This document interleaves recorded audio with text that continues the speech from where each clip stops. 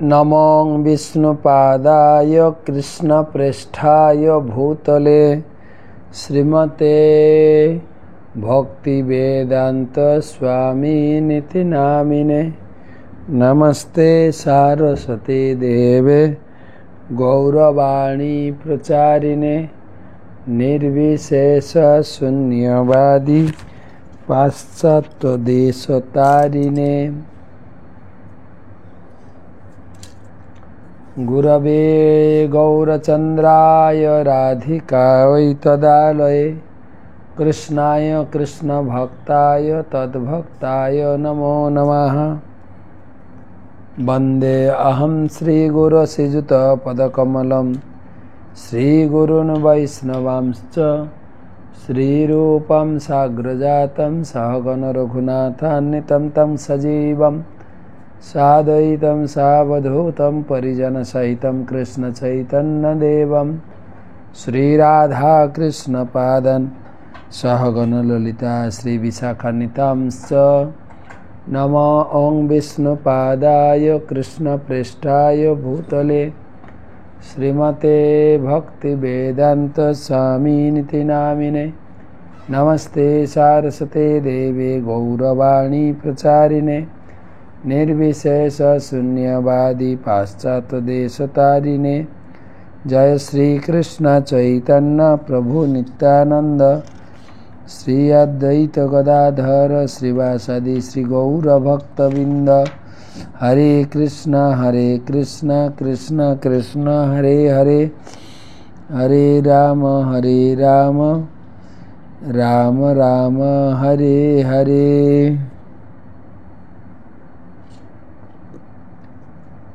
ओं नमो भगवते वासुदेवाय, ओं नमो भगवते वासुदेवाय, ओं नमो भगवते वासुदेवाय। नारायणं नमस्कृत्य नरं चैव नरोत्तमं देवीं सरस्वतीं व्यासं ततो जयमुदीरयेत्।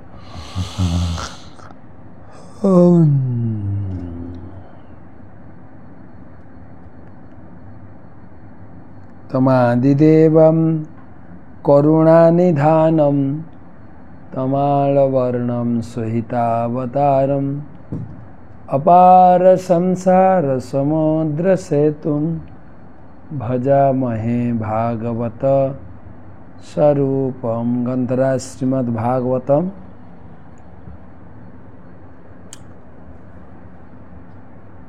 चतुर्थ स्कंधे 29 अध्यायेर আজকে হচ্ছে 63 শ্লোক থেকে যথানুমিয়তে চিত্তম উভয়ৈ ইন্দ্রিয়ৈ হিতৈ এবং পাগ দেহজম কর্ম লক্ষ্যতে চিত্তবৃত্তিভি। যথানুমিয়তে চিত্তম উভয়ৈরিন্দ্রিয় এ হিতৈ এবং পাগ দেহজম কর্ম লক্ষ্যতে চিত্তবৃত্তিভি। অনুবাদ: জ্ঞানেন্দ্রিয় এবং কর্মেন্দ্রিয় এই দুই প্রকার ইন্দ্রিয়ের কার্যকলাপের দ্বারা জীবের চেতনা বা মনোভাব বোঝায়, তেমনি মনোবৃত্তি চেতনার দ্বারা মানুষের পূর্ববর্তী জীবনের কার্যকলাপ অনুমান করা যায়। তো আজকে হচ্ছে 936তম শ্লোক, 936তম ভাগবত রাসমাধুরী সেমিনার। তো সেমিনারে উপস্থিত সমস্ত ভক্তমণ্ডলকে জানাই কৃষ্ণ প্রীতি শুভেচ্ছা। এখানে শ্রী শ্রী রাধা বৃন্দাবন চন্দ্রজিউ মন্দির পুনে, আপনাদের সকলের জন্য প্রার্থনা করলাম। অত্যন্ত সুন্দর মন্দির পুনে। শ্রী শ্রী রাধা বৃন্দাবন চন্দ্র গৌরনীতায়, শ্রী শ্রী জগন্নাথ বলদেব সুভদ্রা মহারানী এবং শ্রী বালাজি অপূর্ব দর্শন। আপনারা আশা করি বিগ্রহ দর্শন করেছেন বা ভিডিও আপলোড হলে দেখতে পাবেন। তো সবাইকে এই পুনে থেকে আমি ভাগবত পাঠ করছি। সকলকে প্রীতি শুভেচ্ছা জানাই।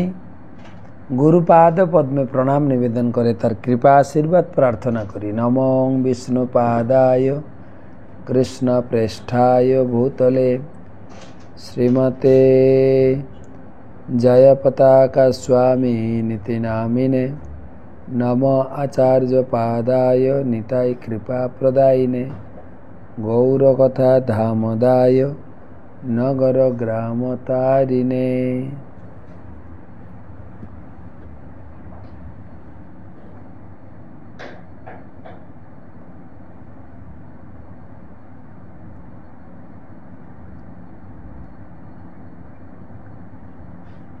ভাগবত মাহাত্ম্য দুর্লভ হইব কথালোকে শ্রীমদ্ ভাগবতোদ্ভবা কোটি জন্ম সমুত্থেন পুণ্যে নৈবসু লভ্যতে।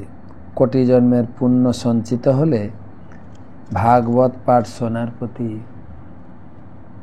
সৌভাগ্য লাভ হয়। তো 63 শ্লোক। জ্ঞানেন্দ্রিয় এবং কর্মেন্দ্রিয় এই দুই প্রকার ইন্দ্রিয়ের কার্যকলাপের দ্বারা জীবের চেতনা বোঝা যায়, তেমনি মনোবৃত্তি ও চেতনার দ্বারা মানুষের পূর্ববর্তী জীবনের কার্যকলাপ অনুমান করা যায়। আমাদের আলোচনা হচ্ছে যে প্রাচীন বহির্ষৎ তার প্রশ্ন ছিল যে পূর্বজন্মের কর্মের ফল পরবর্তী জন্মে কিভাবে ভোগ করতে হয় তার আলোচনা, সেই বর্ণনা করতে গিয়ে নারদ মুনি বলছেন আমাদের দুটো শরীর আছে। স্থূল শরীরটা এখানে থাকে, কিন্তু সূক্ষ্ম শরীর আমাদের জীবনের সমস্ত ধারণা বয়ে নিয়ে যায়।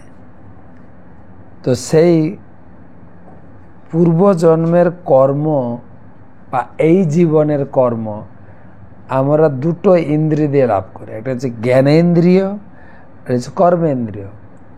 চক্ষু কর্ণ নাসিকা জিহ্বা ত্বক, এই 5টা ইন্দ্রিয় দিয়ে আমরা পাপ পুণ্য সঞ্চয় করি। আর কর্মেন্দ্রিয়, 5টা কর্মেন্দ্রিয়, এইটার ফলে আমার কর্ম বা পাপ বা পুণ্য জমা হয়, আর সেইটা পরবর্তী জীবনে ভোগ করতে হয়। সেটাই কিভাবে ভোগ করতে হয় সেটাই বুঝাচ্ছে।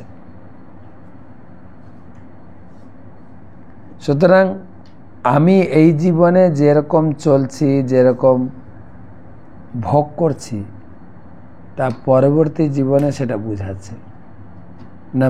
পূর্ববর্তী জীবনে আমি কি করেছি সেটার প্রতিক্রিয়া মাত্র, সেটাই নারদ মুনি এখানে বুঝাচ্ছে। তাৎপর্য পড়ি একটু। বলা হয় যে মুখ হচ্ছে মনের দর্পণ। ইংরেজিতে বলে face is the index of mind. কেউ যদি ক্ষুব্ধ হয় তাহলে সেই ক্রোধ তৎক্ষণাৎ তার মুখে প্রকাশ পায়। তেমনি মনের অন্যান্য অবস্থানগুলি স্থূল শরীরের কার্যকলাপে প্রতিবিম্বিত হয়। পক্ষান্তরে বলা যায় যে স্থূল দেহের কার্যকলাপ মানসিক অবস্থার প্রতিক্রিয়া। মনের কার্য হচ্ছে চিন্তা, অনুভূতি এবং ইচ্ছা। মনের ইচ্ছা শরীরের ক্রিয়া প্রকাশ পায়, অর্থাৎ দেহ এবং ইন্দ্রিয়ের কার্যকলাপের দ্বারা আমরা মনের অবস্থা উপলব্ধি করতে পারি। পূর্ববর্তী শরীরের কর্মের দ্বারা মানসিক অবস্থা প্রভাবিত হয়। মন যখন কোনো বিশেষ ইন্দ্রিয়ের সঙ্গে যুক্ত হয় তৎক্ষণাৎ তা কোনো বিশেষভাবে প্রকাশিত হয়।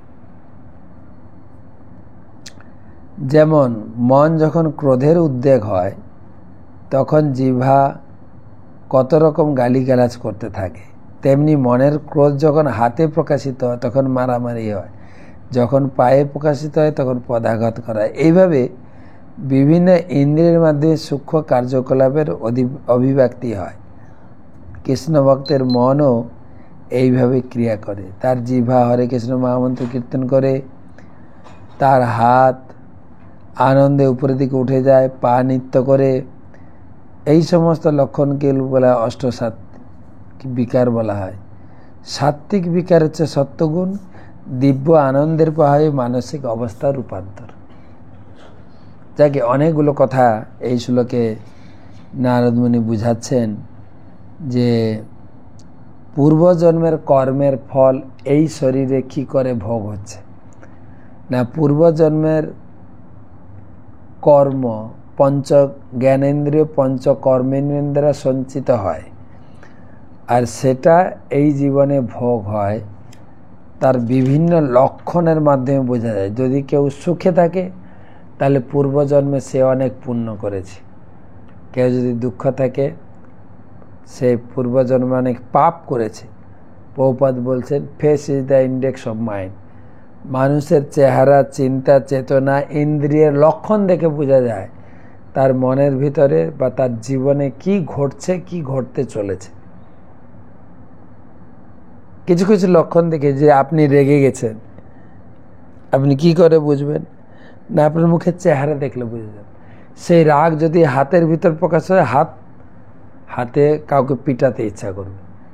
সেই রাগ যদি পায়ে এসে যায়, পা দিয়ে তাকে পদাঘাত করতে ইচ্ছা, চোখ লাল হয়ে যায়। এগুলো হচ্ছে শরীরের লক্ষণ। বলছেন যারা কৃষ্ণ ভক্ত তাদেরও লক্ষণ প্রকাশিত হয়। হরিনাম করতে করতে হাত উঠে যায়, যখন হরিনাম শুরু হয় হাত উঠে যায়, পা নাচতে শুরু করে। এগুলো সিমটম। নানা ভূতম চ চানেন দেহেনা দৃষ্টম অশ্রুতম কদাচিৎ উপলভ্যেত যদ্রূপম যাদৃগাত্মনি নানুভূতম ক চানেন দেহেনা দৃষ্টম অশ্রুতম কদাচিৎ উপলভ্যেত যদ্রূপম জাগৃগাত্মনি। কখনো কখনো হঠাৎ এমন কোনো অনুভূত হয় যা বর্তমান শরীরের মাধ্যমে কখনো দেখা বা শোনা যায়নি। কখনো হঠাৎ স্বপ্নেও তা আমরা দর্শন করি।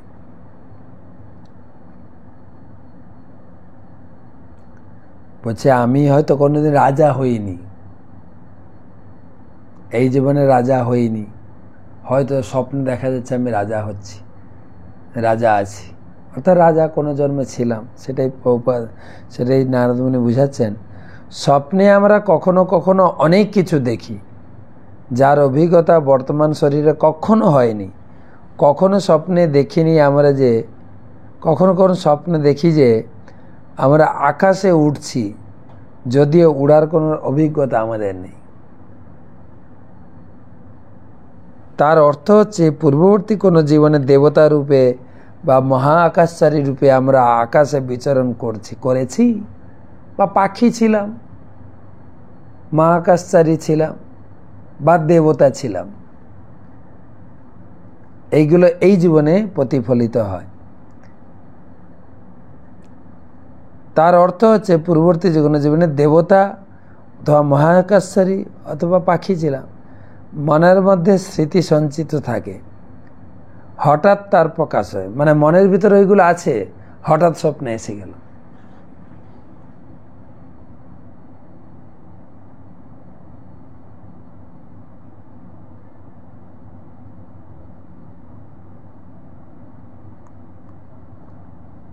তা জলের গভীরে বুদবুদের মতো, যা এক সময় জলের উপরে হয়ে প্রকাশ হয়। যেরকম জলের নিচে বুদবুদ থাকে, কখনো কখনো প্রকাশিত হয়। অর্থাৎ মনের ভিতরে কয়েক জন্মের অভিজ্ঞতা সঞ্চিত আছে, কখন বেরিয়ে যায়।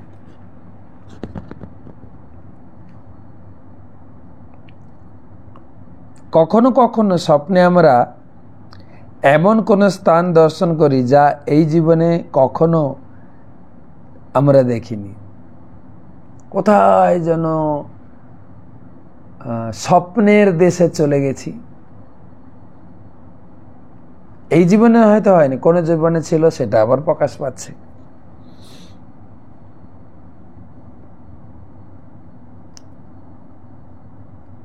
যা এই জীবনে কখনো আমরা দেখিনি। তা থেকে প্রমাণিত হয় পূর্ববর্তী জীবনে এই স্থানের অভিজ্ঞতা আমাদের হয়েছিল। মনের স্মৃতিপটে তা সঞ্চিত থাকে এবং স্বপ্নে অথবা চিন্তায় কখনো কখনো সেটা প্রকাশিত হয়।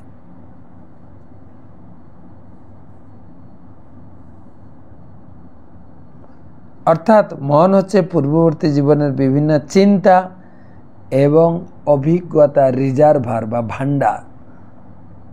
কিছু ভোগ হয়েছে, কিছু ভোগ হয়নি, কিছু দর্শন হয়েছে, সেগুলো মনের ভিতরে থাকে, স্মৃতিপটে সঞ্চিত থাকে এবং স্বপ্নে অথবা চিন্তায় কখনো কখনো প্রকাশিত হয়। অর্থাৎ মন হচ্ছে পূর্ববর্তী জীবনের বিভিন্ন চিন্তা ও অভিজ্ঞতার ভান্ডার। বিভিন্ন অভিজ্ঞতা, অপূর্ণ বাসনা, এইগুলো একটা ভান্ডার হয়ে থাকে।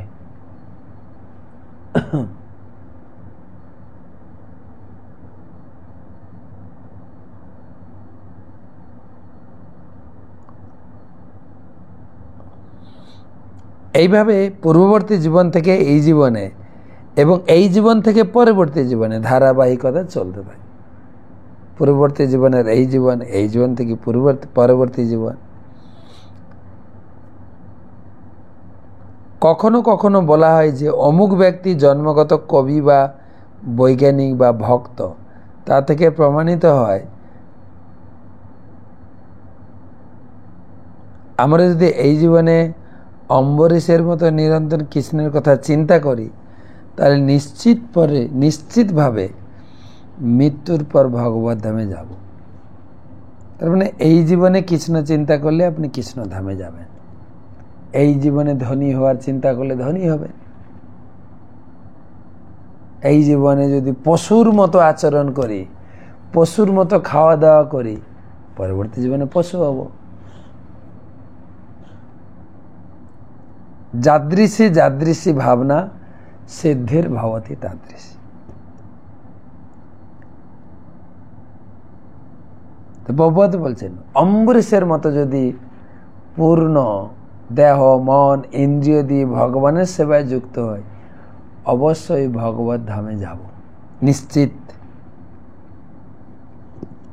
আমাদের কৃষ্ণ ভক্ত হওয়ার প্রচেষ্টা যদি পূর্ণ নাও হয়, তাহলে পরবর্তী জীবনে কৃষ্ণ ভক্তি অনুশীলন চলতে থাকবে। সেই কথা ভগবদ গীতায় বলেছেন, পাপ্য পুণ্য কিতাং লোকান উচ্ছিতা শাশ্বতী সমা শুচিনাং শ্রীমতাম গে হে যোগ ভষ্ট অভিজায়তে। এই জীবনে যদি ভক্তি না কমপ্লিট করতে পারি, তাহলে আমাকে এই জীবনের মৃত্যুর পর আমাকে স্বর্গে পাঠানো হবে।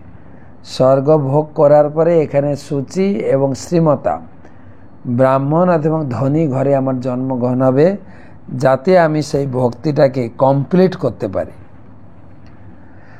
আমরা যদি নিষ্ঠা সহকারে কৃষ্ণ ভক্তির পন্থা অনুসরণ করি, তাহলে পরবর্তী জীবনে আমরা কৃষ্ণলোক বা বৃন্দাবনে ফিরে যাব, সে সম্বন্ধে কোনো সন্দেহ নেই।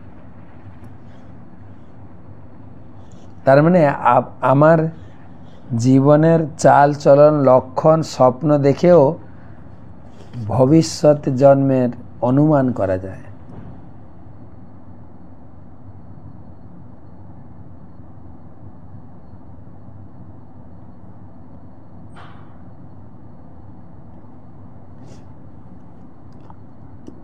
যাই হোক, প্রভুপাদ বলতে চাইছেন পূর্বজন্মে কি ছিলাম, এই জীবনে ভোগ করছে, এই জীবনে আবার কি পাপ পুণ্য সংগ্রহ করছে, পরবর্তী জীবনে। তো এই জীবনের ধারাবাহিকতাটা বন্ধ হোক। কিভাবে বন্ধ হবে? যদি আপনি কৃষ্ণ ভক্তি অনুশীলন করেন। বলো কৃষ্ণ, ভজ কৃষ্ণ, করো কৃষ্ণ শিক্ষা। প্রভুপাদ বলছেন কৃষ্ণ ভক্তি অবলম্বন করার মাধ্যমে যে প্রশ্নটা আপনার ছিল যে গত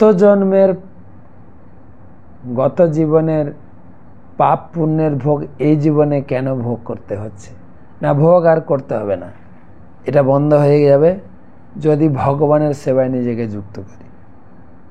ব্রহ্মাণ্ড ভ্রমিত কোন ভাগ্যবান জীব, গুরু কৃষ্ণ প্রসাদে পায় ভক্তির লতাবে।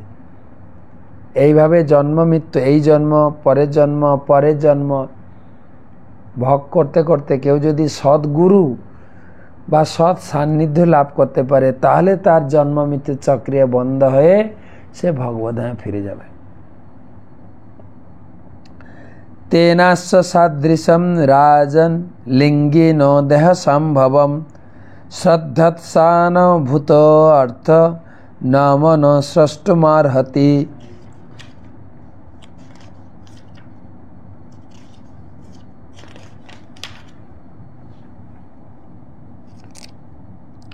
तेनास्य तादृशं राजन लिंगेन देह संभवन् श्रद्धत्सानो भूत अर्थ न मनो स्रष्टुमार्हति। हे राजन, आपनार मंगल होक।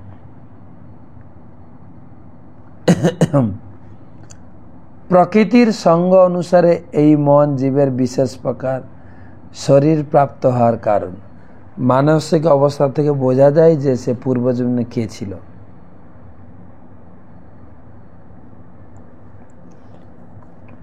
ভবিষ্যতে কি শরীর পাবে, এইভাবে মন অতীত এবং ভবিষ্যৎ শরীর সমূহ ইঙ্গিত করে।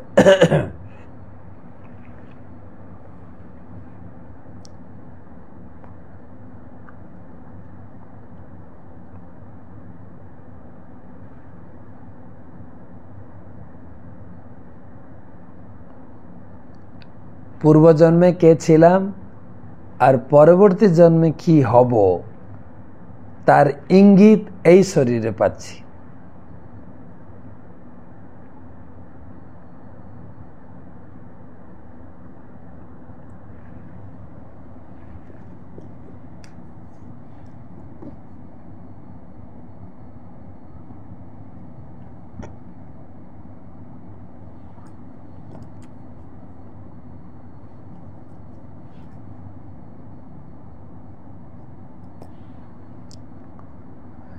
তাৎপর্য দিয়েছেন প্রভুপাদ অনেক বড়।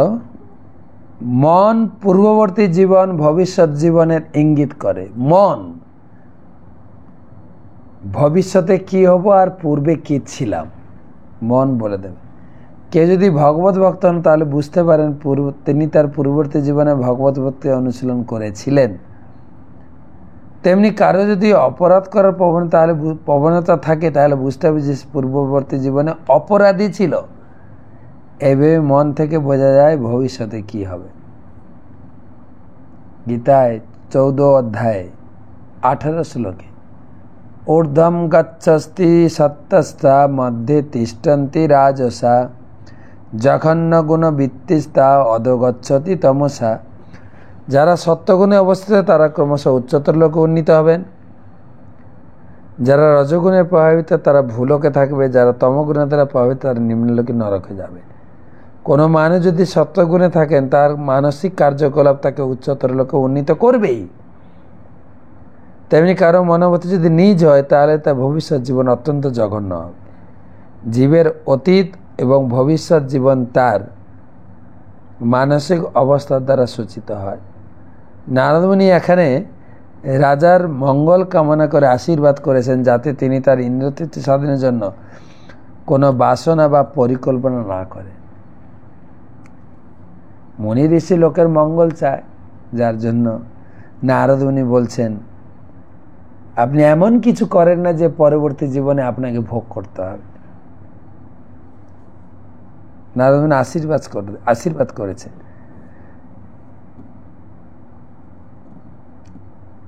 রাজা ভবিষ্যতে শ্রেষ্ঠতর জীবন লাভের আশায় কর্মকাণ্ডীয় অনুষ্ঠানে ব্যস্ত ছিলেন। পূর্বে বিশ্লেষণ করেছে স্বর্গলোকেও নরকেও সমস্ত শরীরই মনোধর্ম প্রসূত এবং জড়জাগতিক জীবনে সমস্ত সুখ দুঃখ কেবল মানসিক স্তরে, সেগুলি সংগঠিত হয় কেবল মনোরথে। তাই বলা হয়েছে যশাস্তি ভক্তি ভগবত্ত কিঞ্চনা সর্বই গুণস্তত্রে সমাসতে সুরা হরাব ভক্তস্য কুতো মহৎগুণা মনোরথে নাশত ধাবত বহি। যিনি ভগবানের প্রতি ঐকান্তিক ভক্তিপরায়ণ হয়েছেন দেবতাদের সমস্ত সদ্গুণগুলি তার রয়েছে, কিন্তু যে ভগবত ভক্ত নয় তার গুণগুলি কেবল জড়জাগতিক এবং তার মূল্য অতি অল্প। তার কারণ সে মনোরথে বিচরণ করছে, সে নিশ্চিতভাবে জড় প্রকৃতির আকর্ষণের দ্বারা আকৃষ্ট হবে। প্রভুপাদ বলছেন ভাগবতমের আরেকটা শ্লোক দিয়ে যদি ভগবানের ভক্ত হন, বিষ্ণু ভক্ত, বিষ্ণু পূজা, বিষ্ণু কথা শ্রবণ, তাহলে আপনার জীবন কিন্তু উন্নত হবে। আর যদি হরির অভক্ত, তার অনেক কোয়ালিফিকেশন থাকতে পারে, সেই গুণের কোনো মূল্য নেই, পরবর্তী জীবনে তাকে জঘন্য জীবন পেতে হতে পারে। যতক্ষণ পর্যন্ত মানুষ ভগবত ভক্ত না হয় অথবা পূর্ণরূপে কৃষ্ণ ভাবনা ভাবিত না হয়, ততক্ষণ পর্যন্ত যে নিশ্চিতভাবে মনের স্তরে বিচরণ করবে এবং বিভিন্ন প্রকার শরীরে কখনো ঊর্ধ্বগামী, কখনো অধোগামী। একই কথা বারবার রিপিটেশন করা হচ্ছে, পুনরাবৃত্তি করা হচ্ছে।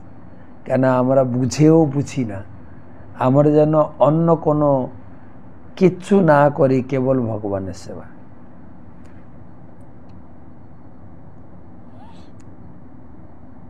জড় বিচারে যে সমস্ত গুণগুলিকে ভালো বলে মনে করা হয়, প্রকৃতপক্ষে সেগুলোর কোনো মূল্য নেই, কারণ সেই সমস্ত তথাকথিত সদ্গুণগুলি মানুষকে জন্মমৃত্যুর চক্র থেকে উদ্ধার করতে পারে না।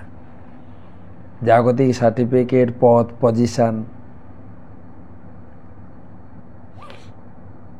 তাই সিদ্ধান্ত হচ্ছে মনোবাসনা থেকে মানুষকে মুক্ত হতে হবে। অন্নাভিলাষিতা শূন্য জ্ঞান ও কর্মাদেও অনাবৃত। জড় বাসনা, মনোধর্মী জ্ঞান, সকাম কর্মের আবরণ থেকে মুক্ত হতে হবে। তাই মানুষের পক্ষে দিব্য ভগবদ্ভক্তি অবলম্বন করা হয়েছে সর্বশ্রেষ্ঠ পন্থা। সেটা হচ্ছে মানব জীবনের সর্বোচ্চ সিদ্ধি।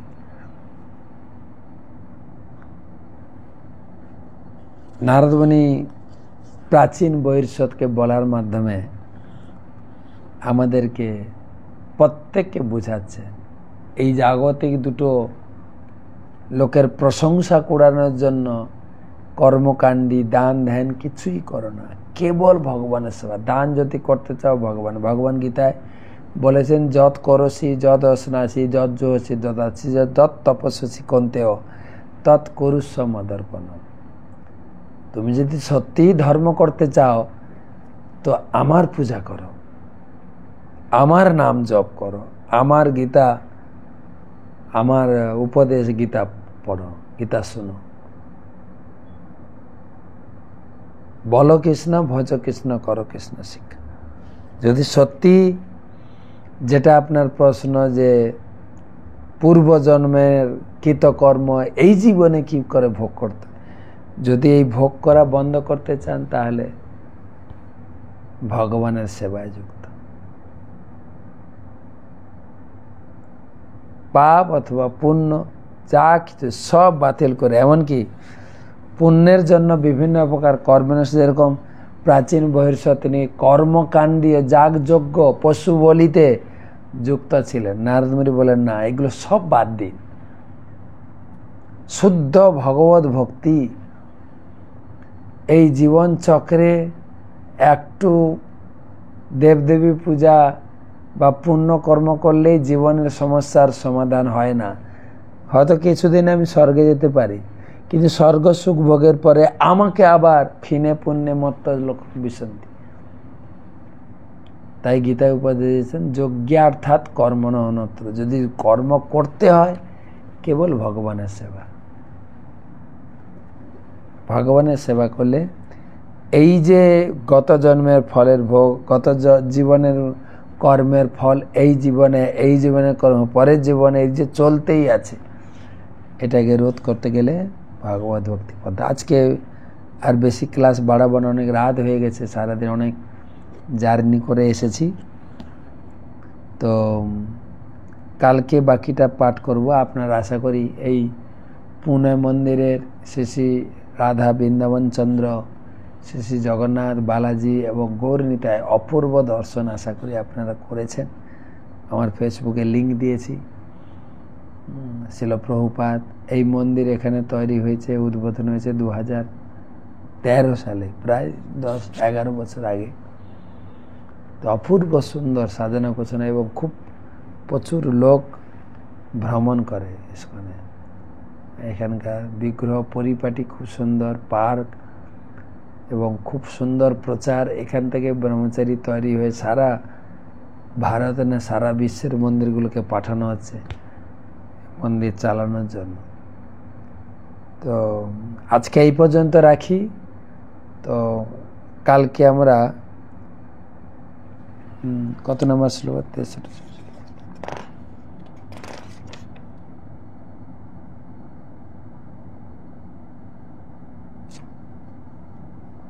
ওহো, আমাদের মাঝখানে একটা পৃষ্ঠা উল্টে গেছে। আচ্ছা ঠিক আছে, তার অনুবাদ তাৎপর্যটা পড়ে দিই। অতএব 65 নম্বর শ্লোকে 66টা অনুবাদ তাৎপর্য পড়া হয়ে গেছে। 66 শ্লোকটা হচ্ছে মন এব মনুষ্যস্য পূর্বরূপাণি সংসতি ভবিষ্যৎ ভদ্রং তে তথৈব ন ভবিষ্যতি। আর 65 শ্লোকটা হচ্ছে হে রাজন, সূক্ষ্ম মানসিক আবরণ সমন্বিত জীব তার পূর্বদেহে সম্বন্ধে নানা প্রকার চিন্তা অনুভূতি অনুভব করে। নিশ্চিতভাবে জেনে রাখুন যে পূর্ববর্তী শরীরের অভিজ্ঞতা ব্যতীত মনের দ্বারা কোনো কিছু কল্পনা করা সম্ভব নয়। কৃষ্ণ বহির্মুখ হইয়া ভগবাঞ্ছা করে, নিকটস্থ মায়া তার জাপটিয়া ধরে। প্রকৃতপক্ষে পরমেশ্বর ভগবান শ্রীকৃষ্ণ আছেন পরম বক্তা। জীব যখন তার অনুসরণ করতে চায় তখন তার বিকৃত অভিলাষ চরিতার্থ করা, তাকে এই জড়জগতের উপর আধিপত্য করার সুযোগ দেওয়া হয়। সেটাই হচ্ছে তার অধঃপতনের শুরু।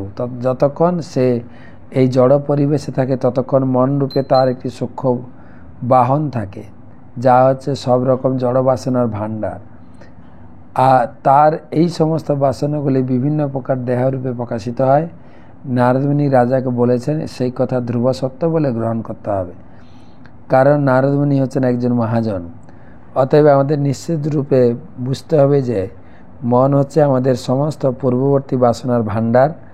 আমাদের পূর্ববর্তী বাসনা অনুসারে আমাদের বর্তমান শরীর প্রাপ্ত হয়েছি, তেমনি এই শরীরে আমরা যে বাসনা করব আমাদের পরবর্তী শরীরে প্রকাশিত হবে। এইভাবে মন হচ্ছে বিভিন্ন প্রকার শরীরের উৎস। মন যদি কৃষ্ণ ভক্তি দ্বারা পবিত্র হয় তাহলে আমরা ভবিষ্যতে স্বাভাবিকভাবেই পূর্ণ কৃষ্ণ ভাবনাময় চিন্ময় শরীর প্রাপ্ত হব।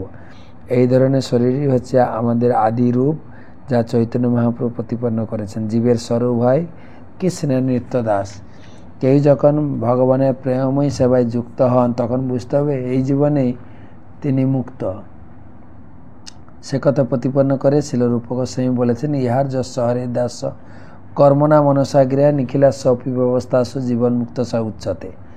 যিনি তার কায় মনোবাক্যের দ্বারা ভগবানের দিব্য প্রেমময় সেবায় যুক্ত হয়েছেন, তিনি এই জড়জগতে যে অবস্থায় থাকুন না কেন তাকে জীবন মুক্ত বলা হয়। কৃষ্ণ ভক্তিতা আন্দোলন এই তত্ত্বের ভিত্তিতে প্রতিষ্ঠিত। আমাদের অবশ্য কর্তব্য হচ্ছে সকলকে ভগবানের সেবায় যুক্ত হওয়ার শিক্ষাদান করা, কারণ সেটাই হচ্ছে আমাদের স্বাভাবিক স্থিতি। যিনি সর্বদা ভগবানের সেবা করেন বুঝতে হবে তিনি ইতিমধ্যেই মুক্ত হয়ে গেছেন।